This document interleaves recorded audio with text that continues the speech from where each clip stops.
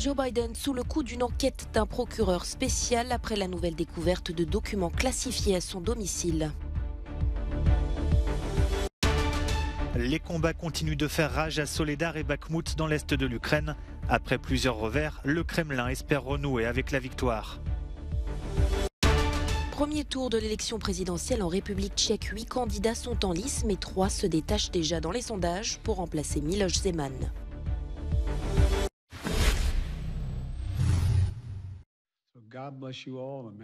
Le président américain dans l'embarras après la découverte chez lui d'un nouveau lot de documents confidentiels.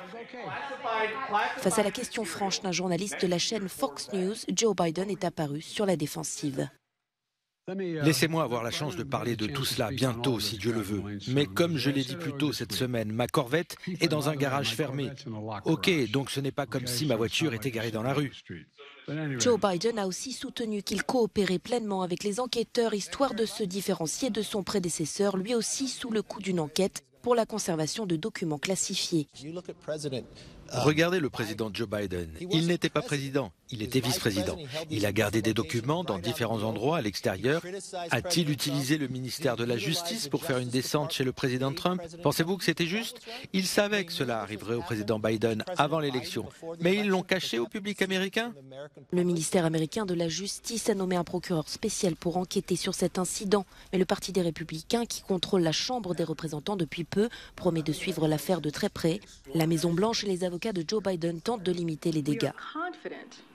Nous sommes persuadés qu'un examen approfondi montrera que ces documents ont été égarés par inadvertance et que le président et ses avocats ont agi rapidement dès la découverte de cette erreur. Mais après l'ancien bureau et une résidence privée du président démocrate, certains se demandent si d'autres documents pourraient être découverts ailleurs. Tombé au combat à Soledar, enterré à Boutcha. Le soldat ukrainien Volodymyr Kerbout avait 46 ans lorsqu'il est décédé la semaine dernière dans l'une des batailles les plus sanglantes depuis le début de la guerre.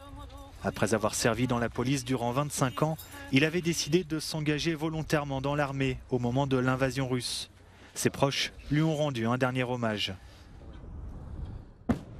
Soledar, proche de Bakhmout dans la région de Donetsk, est devenu un enjeu majeur pour le Kremlin, qui voit son armée s'enliser en Ukraine et qui espère renouer avec la victoire après avoir essuyé des revers spectaculaires.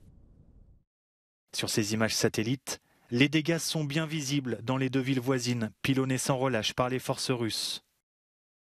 Ce mercredi, Vladimir Poutine a annoncé que le chef d'état-major de l'armée russe, Valery Gerasimov, reprenait les opérations militaires en Ukraine, 3 mois seulement après la nomination de Sergueï Sourovikine à ce poste. De son côté, le président ukrainien Volodymyr Zelensky a promis ce jeudi de fournir toute l'aide nécessaire aux soldats qui résistent aux assauts russes à Soledar et à Bakhmout. La ministre allemande de la Défense en visite pour voir de plus près des véhicules de combat Marder, les mêmes que l'Allemagne va envoyer à l'Ukraine. C'est une avancée majeure dans le soutien militaire de Berlin à Kiev. Mais l'Ukraine a besoin de chars de combat. La Pologne a annoncé qu'elle est prête à offrir certains des siens fabriqués en Allemagne.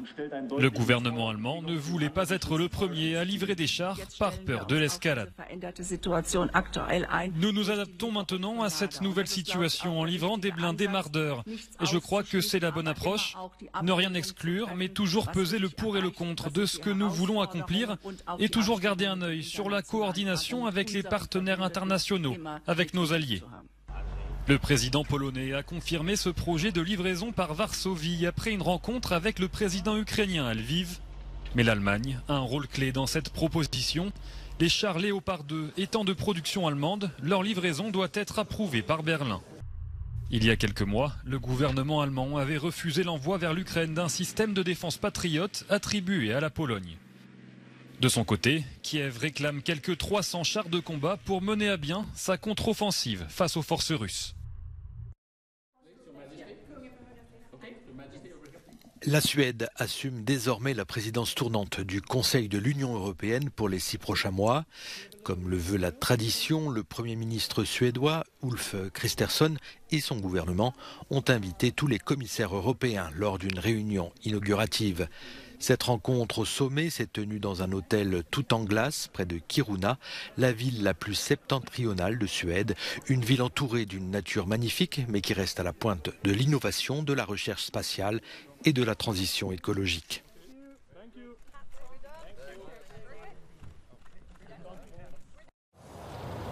Les électeurs tchèques doivent se rendre aux urnes ce vendredi et samedi. Le pays d'Europe centrale doit trouver un successeur au président Miloš Zeman à la santé fragile qui doit aussi se retirer après 2 mandats. 8 candidats sont en lice mais 3 font figure de favoris. Premier ministre de 2017 à 2021, Andrej Babis vient tout juste d'être acquitté dans une affaire de fraude aux subventions européennes. Son parti libéral ANO siège au Parlement européen aux côtés de celui du président français qu'il a reçu à Paris cette semaine. Candidat indépendant, Petr Pavel est un ancien général de l'armée tchèque. Alors que la guerre se poursuit en Ukraine, le soixantenaire a fait campagne en se présentant comme l'homme de la situation. Danuše Nerudová est une économiste et ex-présidente d'université. Si elle était élue, elle deviendrait la première femme à occuper le poste de chef d'État de la République tchèque et la plus jeune. Si aucun candidat n'obtient la majorité, les 2 premiers devront s'affronter lors d'un second tour dans 2 semaines.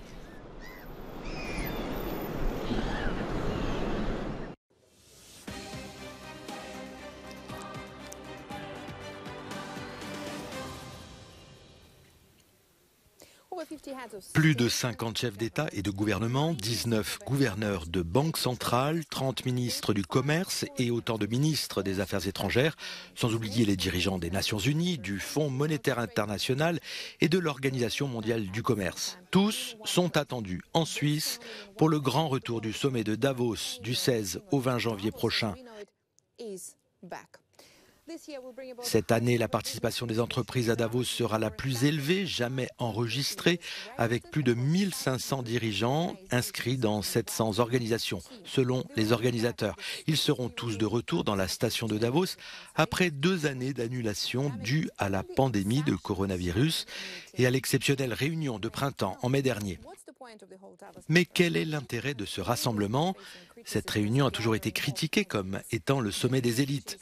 Le PDG de JP Morgan Chase, Jamie Dimon, a déclaré que la meilleure description qu'il ait jamais entendue de cette réunion était la suivante : c'est l'endroit où les milliardaires disent aux millionnaires ce que ressent la classe moyenne. Mais Davos a un bilan solide. C'est là, par exemple, qu'a été lancée en 2000 l'Alliance mondiale pour les vaccins et la vaccination, le Gavi, qui a depuis amélioré l'accès à des vaccins nouveaux ou sous-utilisés pour des millions d'enfants parmi les plus vulnérables du monde. Alors, quel est l'ordre du jour de Davos cette année ? Le thème de 2023 est la coopération dans un monde fragmenté. Les participants à Davos analyseront comment le double déclenchement de la pandémie de Covid et de la guerre en Ukraine ont ébranlé un système mondial déjà fragilisé. Quelques jours avant le début de la réunion annuelle, les organisateurs du sommet ont publié leur rapport sur les risques mondiaux pour 2023. La crise du coût de la vie y est classée comme le risque mondial le plus grave pour les 2 prochaines années, avec un pic à court terme. Perquisition dans les locaux de la cryptobanque Nexo à Sofia en Bulgarie ce jeudi. La société est accusée de crimes organisés, blanchiment d'argent et fraude fiscale. Selon le parquet bulgare qui mène l'enquête, Nexo a également compté parmi ses clients un individu qui a financé des actes terroristes. Au cours des 5 dernières années, plus de 90 milliards de dollars ont circulé sur cette plateforme fondée en 2017 et dirigée par 3 Bulgares. Après la faillite spectaculaire du géant FTX en novembre dernier, sur fond de chute des cours des cryptoactifs, les plateformes de crypto-monnaies sont sur la sellette et les appels à réguler le secteur se multiplient. L'an dernier, une autre Bulgare, Rouya Ignatova, a été placée sur la liste des 10 fugitifs les plus recherchés par le FBI après avoir détourné en 2014 plus de 4 milliards de dollars via le lancement d'un projet de crypto-monnaie.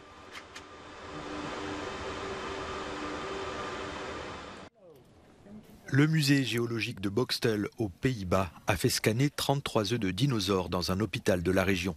Le musée voulait vérifier si les œufs fossilisés contenaient des embryons et la réponse est prometteuse pour l'un d'entre eux. Une excellente nouvelle car à ce jour, moins de 10 embryons ont été découverts dans le monde.